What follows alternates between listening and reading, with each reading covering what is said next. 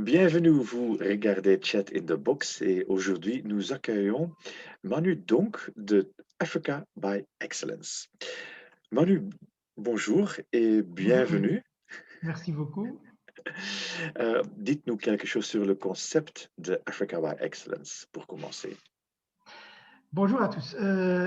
Africa by Excellence, c'est un tour opérateur que nous avons fondé il y a 6 ans.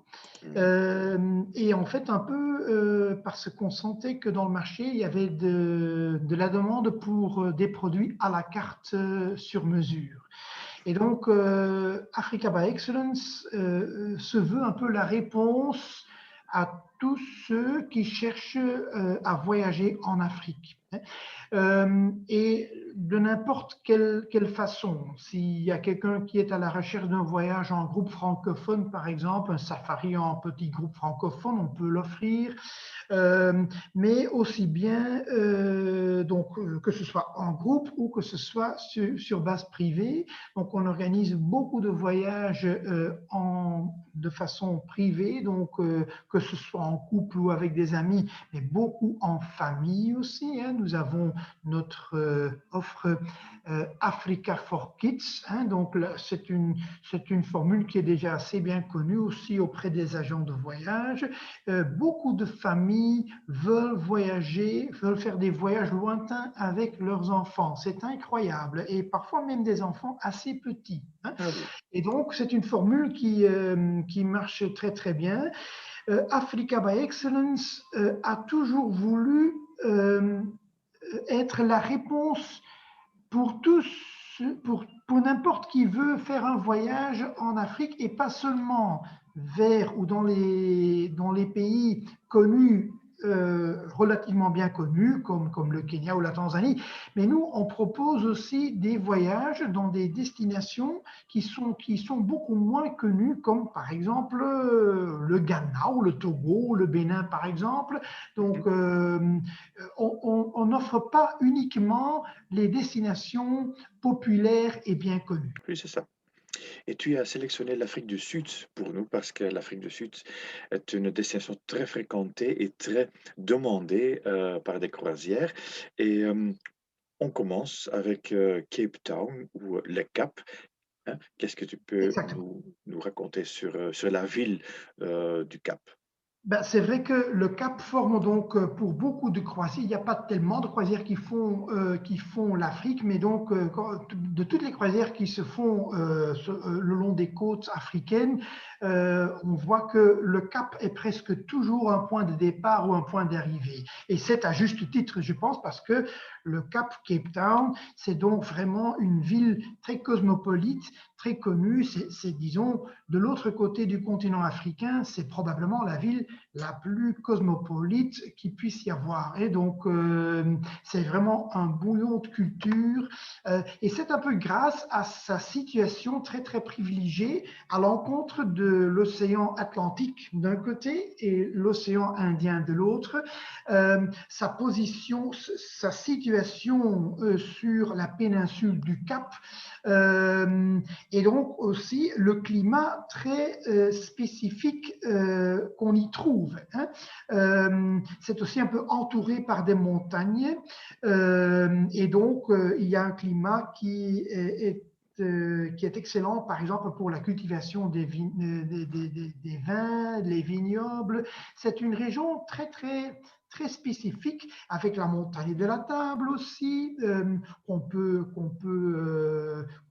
monter à pied pour ceux qui ont un peu la bonne forme ou en téléphérique. On peut circuler en voiture pour faire un jour en voiture la péninsule du Cap avec les fameuses plages Boulders où on voit les pingouins, où on a le Cap de Bonne-Espérance.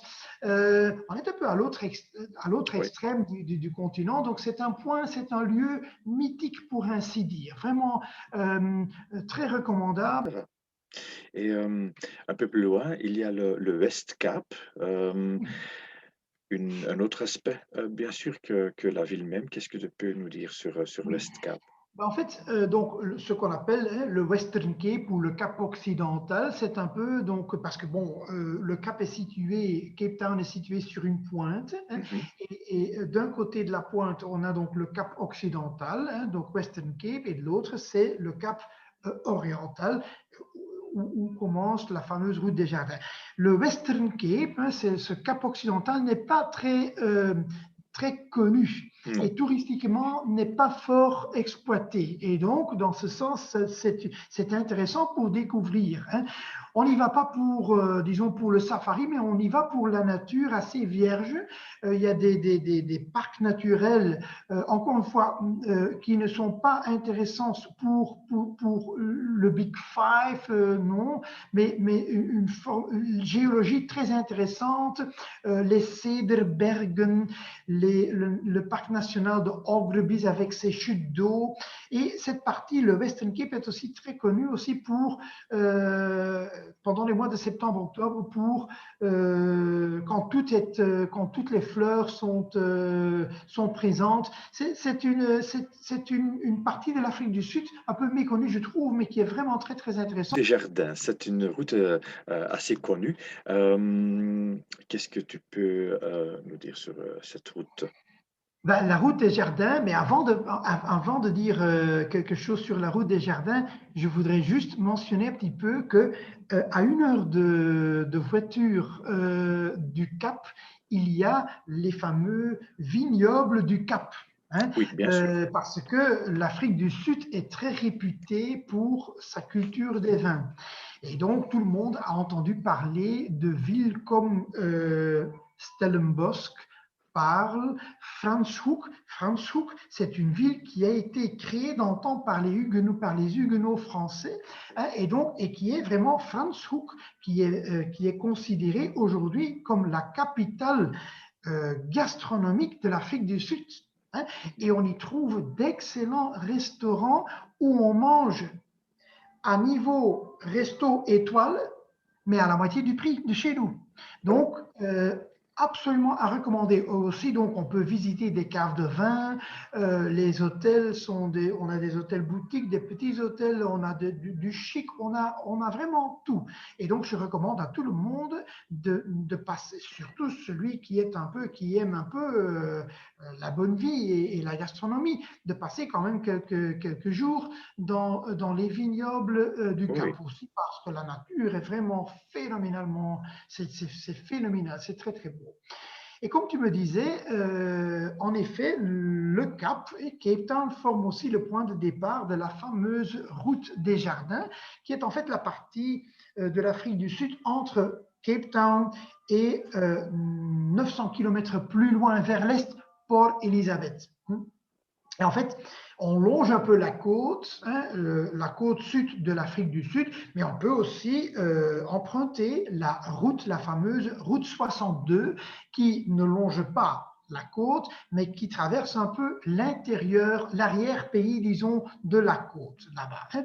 Et, et on peut en fait un peu faire la combinaison des deux, hein. La route 62 au début, quand on quitte Cape Town, bon, on passe d'abord à travers des petites villes pittoresques comme Swellendam, Robertson, qui sont vraiment des petites villes dans le style typique cap hollandais, avec les petites maisons blanches et les églises sympas, toujours très agréable pour voyager. En fait, en sortant de Cape Town et en commençant cette fameuse route des jardins, selon la période, il peut aussi être intéressant de visiter Hermanus, surtout entre juin et novembre. C'est le point pour aller visiter, pour aller regarder et observer les baleines, qui y sont vraiment très oui. nombreux.